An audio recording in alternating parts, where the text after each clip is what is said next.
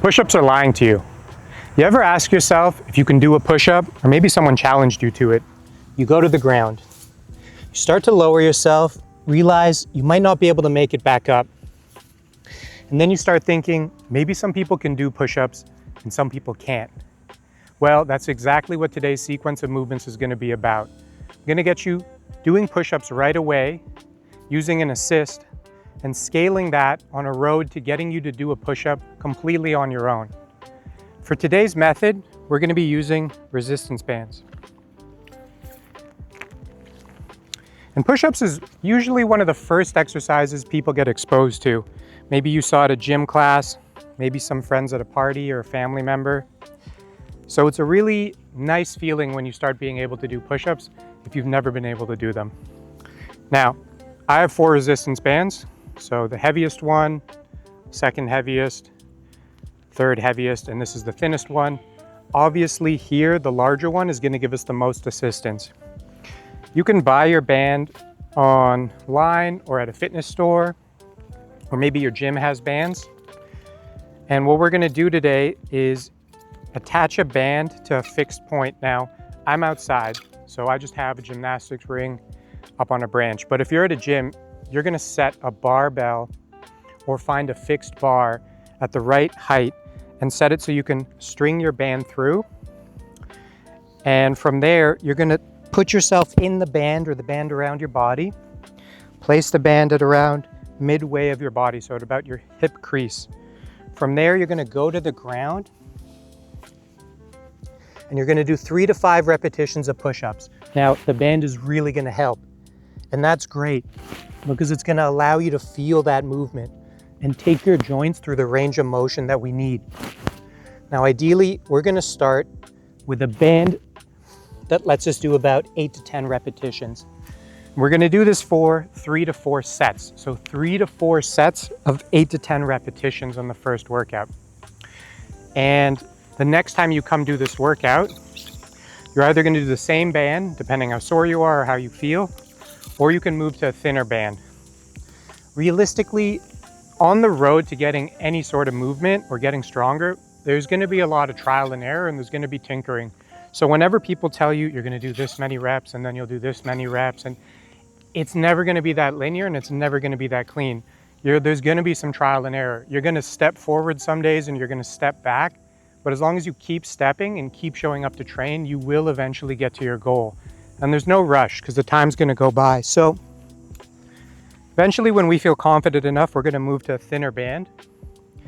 And as we go for those sets and reps, we're going to find that we're getting less assistance. So maybe we're only going to be able to do 3 to 5 repetitions. Our goal is over time, get those 3 to 5 reps on that thinner band up to about 8 or 10, maybe even 12, 14.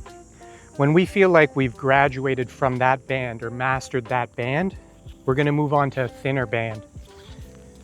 And this process is going to be different for everyone in terms of how long it's going to take.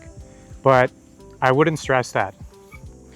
One thing I will stress, though, is the quality and the standard of your rep. So one of the things about a band that's great is it lets us access positions and feel movements that we wouldn't be able to tolerate all on our own. But at the same time, the other side of that is the band will throw off our position, and then when it comes time to remove the band, it won't transfer over.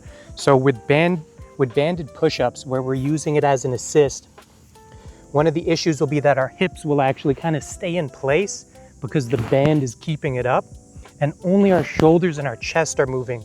We want our whole body to move as a unit and come back up. So the hips come down with the chest, up with the chest, like one unit. This could be hard to feel, especially as you're learning this movement.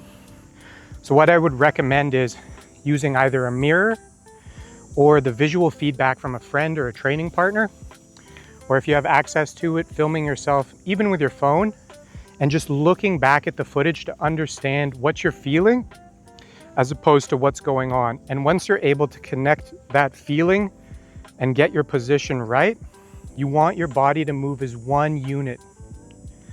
Which brings me to my next point.